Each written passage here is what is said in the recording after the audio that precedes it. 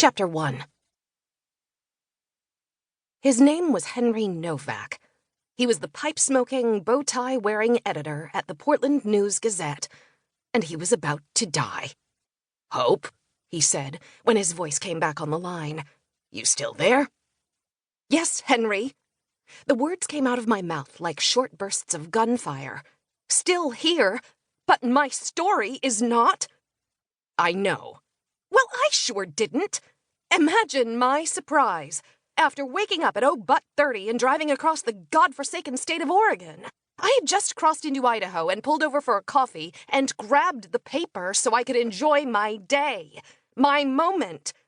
That's what you said, Henry." "I know what I said." "You said, 'Hope I've got it covered. Get out of town. Tomorrow morning, pull over, grab a paper, and soak it in.'" "Soak what in?" I asked you. And you said, "I know what I said, Hope." You said, "Soak in the feeling that on this day, you, Hope Walker, are the best darned investigative reporter in America." I know for a fact that's what you said because I wrote it in my journal. I wrote, "Dear Journal, that crusty old mouth-breathing excuse for an editor actually said something nice." And so, Henry, that's what I did 5 minutes ago, and that's when I noticed something astonishing.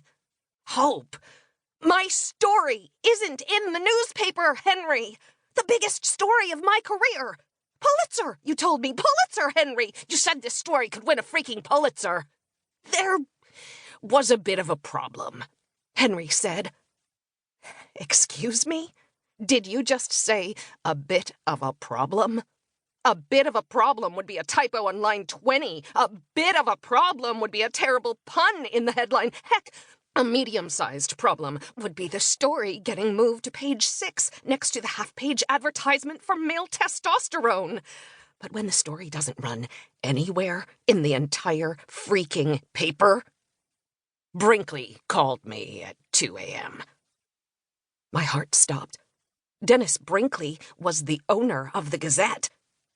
He was the best kind of owner, the kind I never saw. I wouldn't know what he looked like if I stepped on him. "Since when does Brinkley call you in the middle of the night?"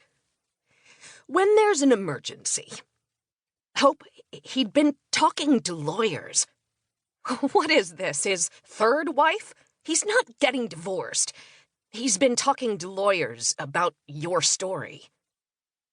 I suddenly had a very, very bad feeling about this. Why is Dennis Brinkley reading stories before they come out in the paper? He's an editor all of a sudden? The story got leaked. By whom? Still trying to figure that out. Tommy Madola got his hands on it and met with his lawyers. You've got to be kidding me! It gets worse. Much worse. Madola's lawyers contacted Brinkley. They have a list of items they say the article got wrong. Of course they would say that, Henry. And do you know why they would say that? Because they are criminals. Criminals! They break the law for a living. They used a stronger word, Hope. Not just wrong. They said you lied. I don't lie. They said you lied 7 times, to be exact. I felt my jaw stiffen. I never lie. I know that, and you know that. But Brinkley and his lawyers don't know that. Jesus, Henry! What good is having an editor if he doesn't have your back?